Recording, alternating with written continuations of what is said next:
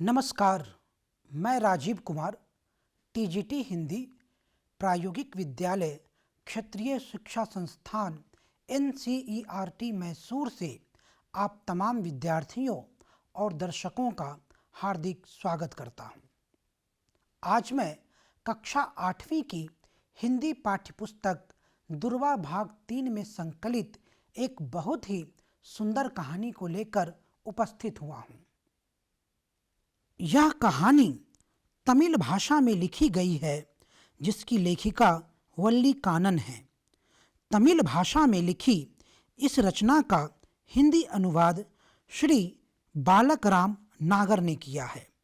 बालकराम नागर बाल साहित्यकार के रूप में जाने जाते हैं, जिन्होंने कई बाल नाटक भी लिखे हैं। पृष्ठभूमि: प्रस्तुत पाठ में एक 8 वर्ष की लड़की वल्ली अम्माई की बस यात्रा का वर्णन किया गया है। वह रोज घर से गुजरने वाली बसों को देखा करती थी। फिर एक दिन वह हिम्मत करके अकेले बस की यात्रा के लिए निकल पड़ती है। यात्रा के दौरान एक छोटी व अकेली लड़की के साथ क्या होता है, वह क्या देखती है, क्या महसूस करती है, वह वापस घर पहुंच पाती है या नहीं, इन सारे सवालों का जवाब हम इस कहानी में ढूंढने की कोशिश करेंगे। आज के इस कार्यक्रम के अंत में विद्यार्थी कहानी वाचन की आदर्श शैली से परिचित हो सकेंगे। इस रचना के मूल भाव को समझकर उसे अपने शब्दों में अभिव्यक्त कर सकेंगे। रचना में आए अपरिचित शब्दों के अर्थ समझकर उनका वाक्यों में प्रयोग कर सकेंगे। यात्रा के दौरान महसूस की गई खुशियों और तकलीफों की अनुभूति कर सकेंगे। उत्पत्ति के आधार पर शब्द के प्रकारों से परिचित हो सकेंगे। तो आइए इस कहानी का आदर्श वाचन शुरू करते हैं। एक थी लड़की, नाम था उसका वल्ली अम्माई। 8 बरस की थी। उसे अपने घर के दरवाजे पर खड़े होकर सड़क की रौनक देखना बड़ा अच्छा लगता था। वल्ली अम्माई को अपना नाम भी बड़ा अच्छा लगता था। वैसे दुनिया में ऐसा कौन होगा जिसे अपना नाम पसंद ना हो। सड़क पर वल्ली अम्माई की उम्र का कोई साथी नहीं था। अपनी दहलीज पर खड़े रहने के अलावा वह कर भी क्या सकती थी। और फिर उसकी माँ ने उसे सख्त ताकीद कर रखी थी कि वह खेलने के लिए अपनी सड़क छोड़कर दूसरी सड़क पर ना जाए। सड़क पर सबसे ज्यादा आकर्षित करने वाली वस्तु कस्बे की बस थी, जो हर घंटे उधर से गुजरती थी।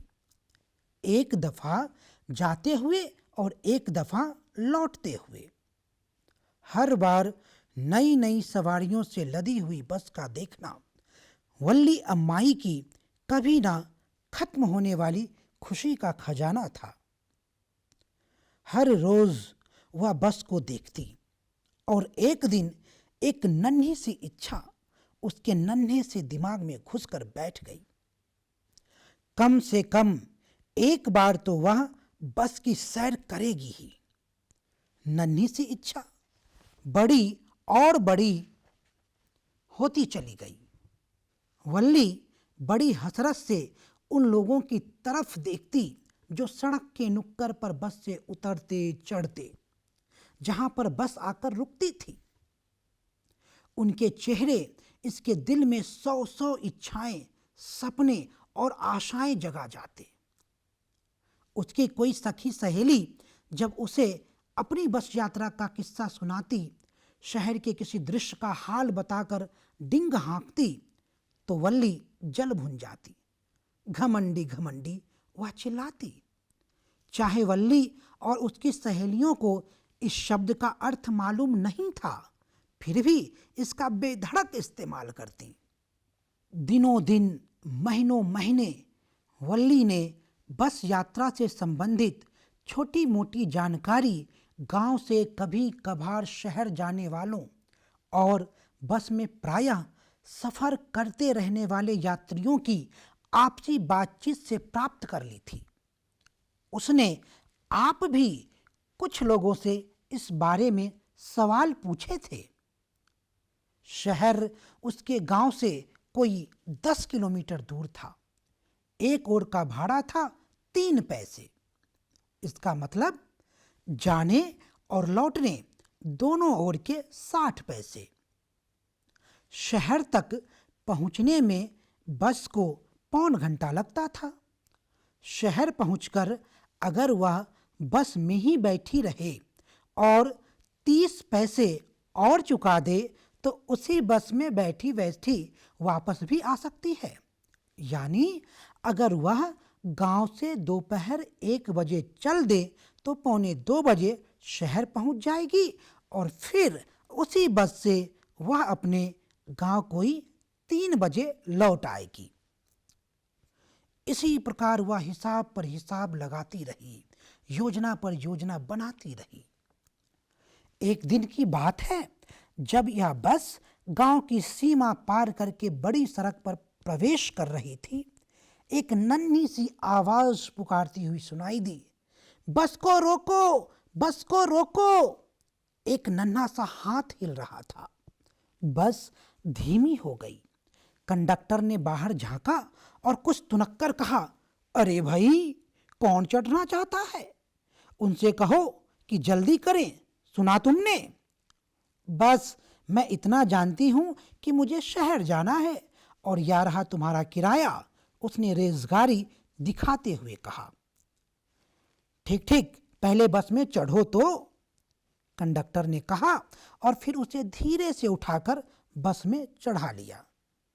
च च च मैं अपने आप चढ़ूंगी, तुम मुझे उठाते क्यों हो? कंडक्टर बड़ा हंसोर था। अरे मेम साहिब, नाराज क्यों होती हो? बैठो, इधर पधारो, उसने कहा। रास्ता दो भाई, मेम साहिब तशरीफ ला रही हैं। दोपहर के उस समय आने जाने वालों की भीड़ भाड़ घट जाती थी।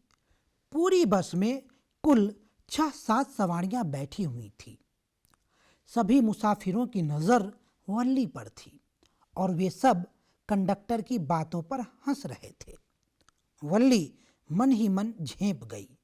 आंखें फेरकर वह जल्दी से एक खाली सीट पर जा बैठी। गाड़ी चलाएं बेगम साहिबा? कंडक्टर ने मुस्कुराकर पूछा।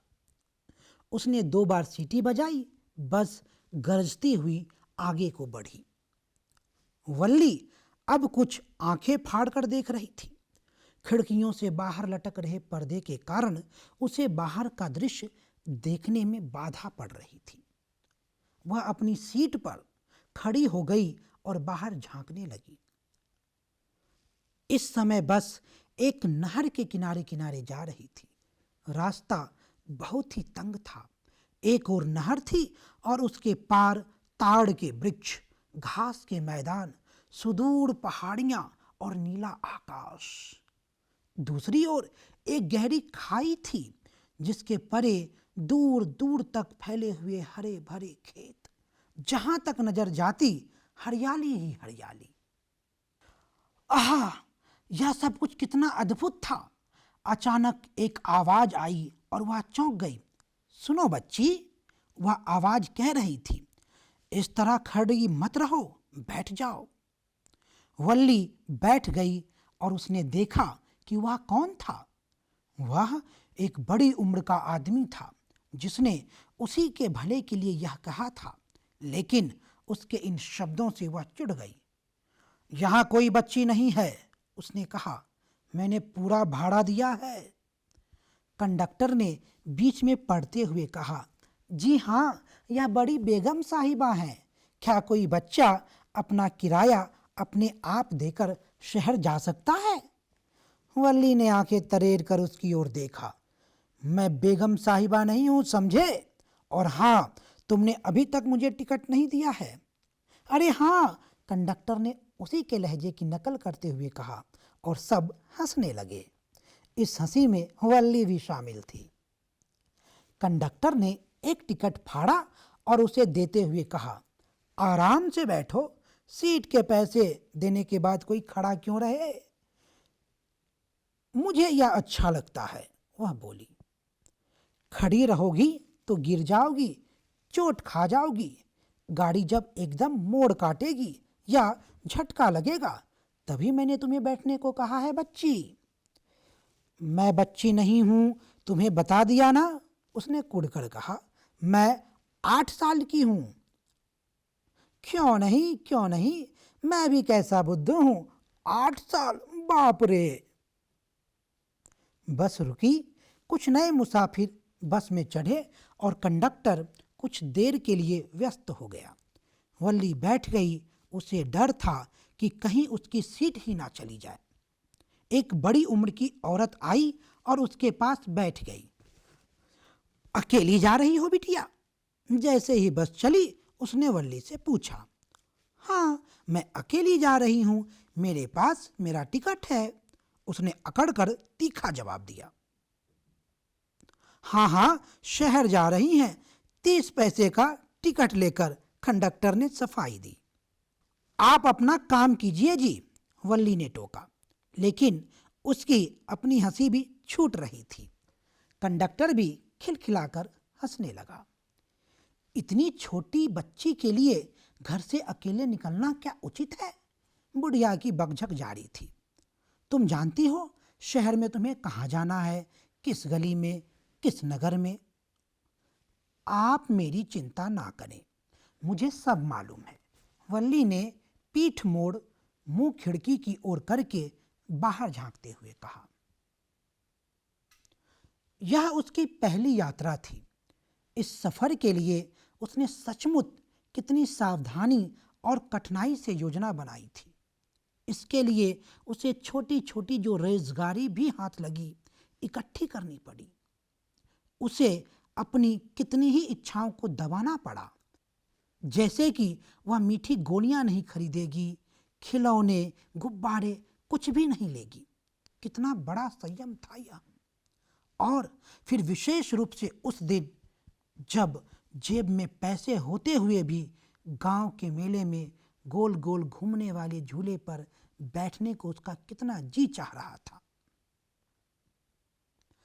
पैसों की समस्या हल हो जाने पर उसकी दूसरी समस्या यह थी कि वह मां को बताए बिना घर से कैसे खिसके। लेकिन इस बात का हल भी कोई बड़ी कठिनाई पैदा किए बिना ही निकल आया। हर रोज दोपहर के खाने के बाद उसकी माँ कोई 1 बजे से 4 साढ़े 4 बजे तक सोया करती थी। वल्ली का बीच का यह समय गांव के अंदर सैर सपाटे करने में बीतता था, लेकिन आज वह यह समय गांव से बाहर की सैर में लगा रही थी। बस चली जा रही थी, कभी खुले मैदान से, कभी किसी गांव को पीछे छोड़ते हुए और कभी किसी ढाबे को। कभी यह लगता कि वह सामने से आ रही किसी दूसरी गाड़ी को निकल जाएगी या फिर किसी पैदल यात्री को, लेकिन यह क्या, वह तो उन सब को दूर पीछे छोड़ती हुई बड़ी सावधानी सफाई से आगे निकल गई। पेड़ दौड़ते हुए उसकी ओर आते दिखाई दे रहे थे, लेकिन बस रुकने पर वे स्थिर हो जाते और चुपचाप बेबस से खड़े रहते। अचानक खुशी के मारे वल्ली तालियां पीटने लगी। गाय की एक बछिया अपनी दुम ऊपर उठाए सड़क के बीचों बीच बस के ठीक सामने दौड़ रही थी। ड्राइवर जितनी जोर से भोंपू बजाता उतना ही ज्यादा वह डर कर बेतहाशा भागने लगती। वल्ली को यह दृश्य बहुत ही मजेदार लगा और वह इतना हंसी कि उसकी आंखों में आंसू आ गए। बस बस बेगम साहिबा, कंडक्टर ने कहा, कुछ हंसी कल के लिए रहने दो। आखिर बछिया एक ओर निकल गई और फिर बस रेल के फाटक तक जा पहुंची। दूर से रेलगाड़ी एक बिंदु के समान लग रही थी। पास आने पर वह बड़ी और बड़ी होती चली गई। जब वह फाटक के पास से धड़धड़ाती दनदनाती हुई निकली तो बस हिलने लगी। फिर बस आगे बढ़ी और रेलवे स्टेशन तक जा पहुंची। वहां से वह भीड़ भड़क्के वाली एक सड़क से गुजरी जहां दोनों ओर दुकानों की कतारें थी। फिर मुड़कर वह एक और बड़ी सड़क पर पहुंची। इतनी बड़ी बड़ी सजी दुकानें, उनमें एक से एक बढ़कर चमकीले कपड़े और दूसरी चीजें। भीड़ की रेलम पेल। वल्ली हैरान भौचक्के सी हर चीज को आंखें फाड़े देख रही थी। बस रुकी और सभी यात्री उतर गए। ए बेगम साहिबा, आप नहीं उतरेंगी क्या? 30 पैसे की टिकट खत्म हो गई, कंडक्टर ने कहा। मैं इसी बस से वापस जा रही हूं। उसने अपनी जेब में से 30 पैसे और निकालकर रेलगाड़ी कंडक्टर को देते हुए कहा। क्या बात है? कुछ नहीं, मेरा बस में चढ़ने को जी चाहा, बस। तुम शहर देखना नहीं चाहती? अकेली? ना बाबा ना, मुझे डर लगता है, उसने कहा। उसके हाव भाव पर कंडक्टर को बड़ा मजा आ रहा था। लेकिन तुम्हें बस में आते हुए डर नहीं लगा? उसने पूछा। इसमें डर की क्या बात है? बल्ली ने जवाब दिया। अच्छा, तो उतरकर उस जलपान गृह में हो आओ, कॉफी पी लो, इसमें डर की क्या बात है? मैं नहीं पीऊंगी।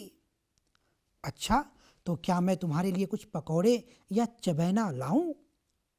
नहीं, मेरे पास इसके लिए पैसे नहीं हैं।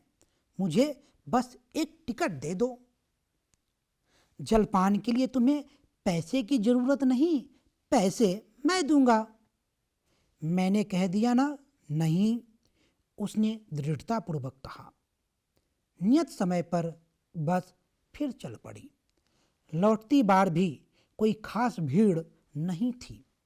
एक बार फिर वही दृश्य, लेकिन वह जरा भी नहीं उबी। हर दृश्य में उसे पहले जैसा मजा आ रहा था। लेकिन अचानक, ओह देखो, वह बछिया सड़क पर मरी पड़ी थी, किसी गाड़ी के नीचे आ गई थी। ओह, कुछ क्षण पहले जो एक प्यारा सुंदर जीव था, अब अचानक अपनी सुंदरता और सजीवता खो रहा था। अब वह कितना डरावना लग रहा था। फैली हुई टांगें, पथराई हुई आंखें, खून से लथपथ। ओह, कितने दुख की बात। यह वही बछिया है ना जो बस के आगे आगे भाग रही थी जब हम आ रहे थे? वल्ली ने कंडक्टर से पूछा। कंडक्टर ने सिर हिला दिया। बस चली जा रही थी। बछिया का ख्याल उसे सता रहा था।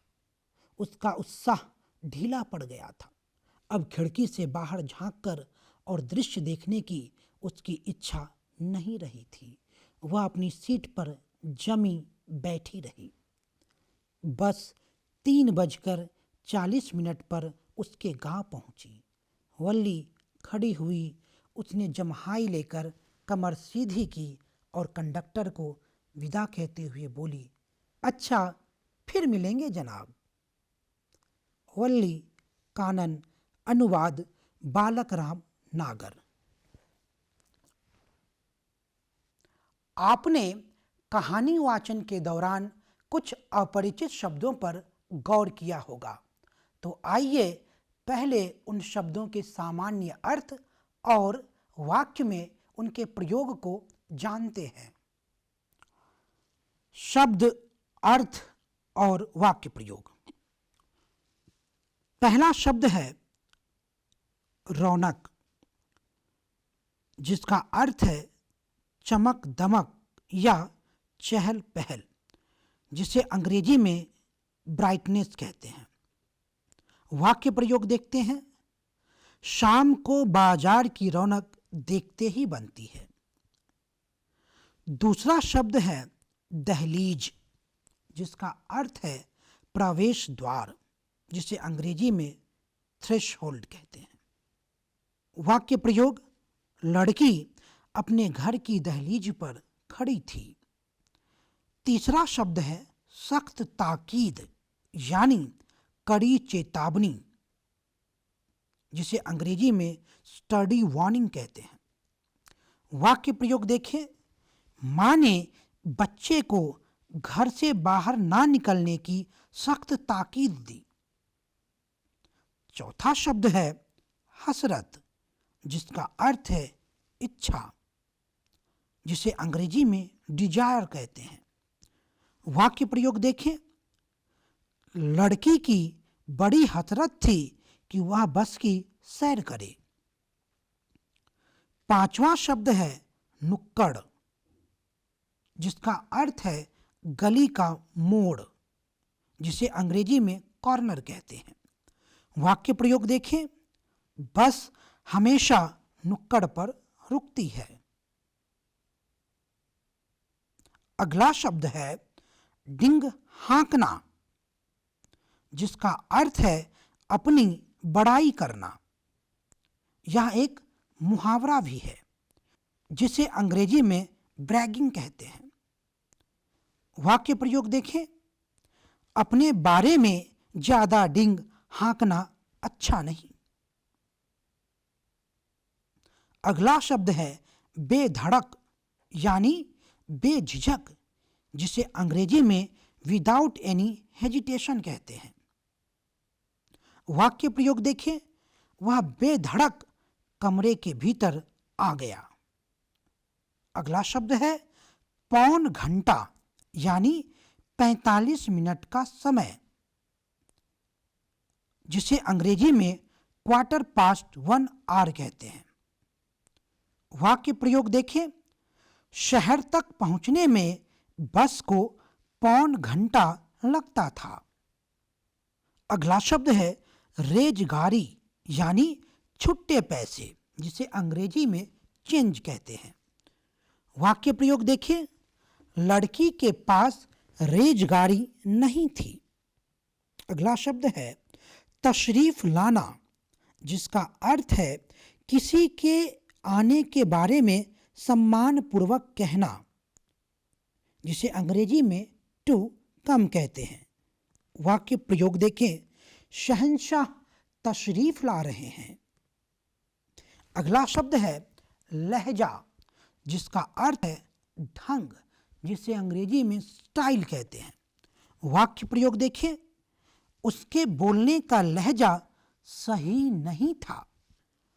अंतिम शब्द है चबैना, जिसका अर्थ है दालमोट या चुरमुरी वगैरह, जिसे अंग्रेजी में स्नैक्स कहते हैं।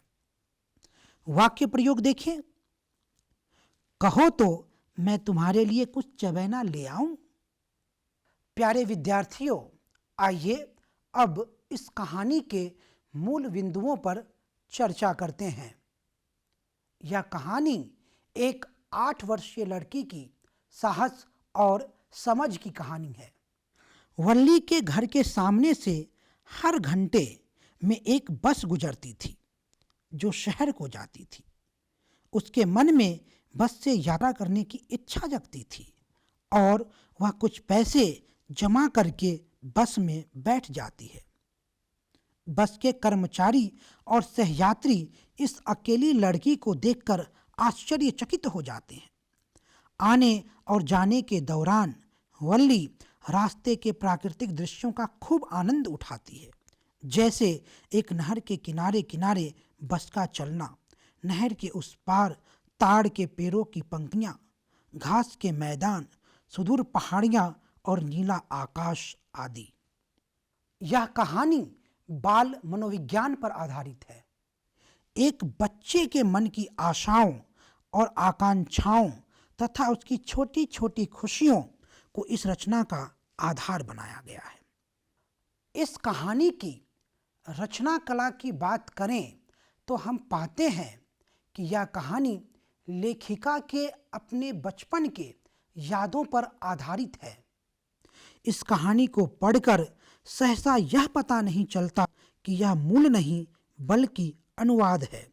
यह किसी अनुवादक की बहुत बड़ी सफलता है। इस रचना की केंद्रीय पात्र वल्ली का चित्रण रेखा चित्र की शैली में किया गया है, जिसे पढ़ते ही एक लड़की का चित्र पाठक के मन में उभर आता है। वाक्य विन्यास के स्तर पर देखें तो इस रचना में छोटे छोटे और सरल वाक्यों का प्रयोग किया गया है। साथ ही मुहावरों का प्रयोग भी स्थान स्थान पर मिलता है, जैसे खुशी का खजाना होना, दिमाग में घुस जाना, हथरस से देखना, डिंग हाँकना, जल भुन जाना, हिसाब लगाना, आंखें फाड़ना, पीठ मोड़ना, घर से खिसकना आदि। व्याकरणिक बिंदु की बात करें तो इस कहानी में उत्पत्ति अथवा स्रोत के आधार पर शब्दों के 4 प्रकार यानी तत्सम, तद्भव, देशज और विदेशज का भरपूर प्रयोग हुआ है। तो आइए उत्पत्ति के आधार पर शब्दों के प्रकारों का संक्षिप्त परिचय प्राप्त करते हैं। इस कहानी में रौनक, दहलीज, सख्त ताकीद, दफा, हसरत, तशरीफ, बेगम साहिबा आदि शब्दों का प्रयोग हुआ है। दरअसल यह उर्दू और फारसी के शब्द हैं, जबकि बस, किलोमीटर, कंडक्टर, टिकट आदि अंग्रेजी भाषा के शब्द हैं। दूसरे शब्दों में कहें तो ये सभी विदेशज शब्द कहलाते हैं, यानी भारतीय भाषाओं को छोड़कर अन्य भाषाओं से जो शब्द हिंदी में आए हैं उन्हें विदेशज शब्द कहते हैं। कुछ शब्द ऐसे हैं जो भारत के विभिन्न क्षेत्रों तथा आम बोलचाल की भाषा से लिए गए हैं, जैसे धोती, लोटा, खिचड़ी, डिबिया, पगड़ी, लाठी, कटोरा, फुनगी आदि इन्हें देशज शब्द कहते हैं। कुछ शब्द ऐसे भी हैं जो बिना रूप बदले संस्कृत से सीधे हिंदी में आए हैं, जैसे दुग्ध, रात्रि, जल, गुरु, फल, शत, क्षीर आदि। ये सभी शब्द तत्सम शब्द कहलाते हैं। कुछ शब्द ऐसे भी हैं जो संस्कृत से सीधे न आकर पाली, प्राकृत और अपभ्रंश से होते हिंदी में आए हैं, यानी संस्कृत के मूल रूप में थोड़े से बदलाव लेकर आए हैं, जैसे अग्नि से आग, वत्स से बच्चा, उष्ट्र से ऊंट, चतुर्थ से चौथा, नव से नव आदि तद्भव शब्द कहलाते हैं। प्यारे दोस्तों, आशा करते हैं आपको यह कहानी अच्छी लगी होगी।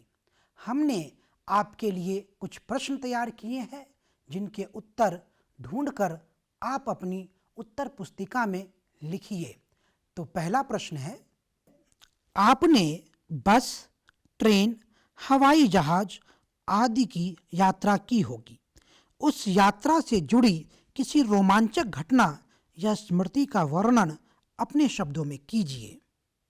दूसरा प्रश्न, अलका सरावगी लिखित कभी शैतानी ना करने वाला लड़का शीर्षक कहानी को पढ़कर बताइए कि बस की सैर की वल्ली और इस कहानी के गोलू के चरित्र में क्या क्या अंतर है। इस कहानी को आप दिए गए लिंक या QR कोड को स्कैन करके भी पढ़ सकते हैं। तीसरा प्रश्न है, मोहन राकेश द्वारा रचित गिरमिट का सपना कहानी को पढ़कर गिरमिट के सपने और वल्ली के सपने में क्या समानता है, यह अपनी नोटबुक में लिखिए और अपने दोस्तों के साथ चर्चा कीजिए।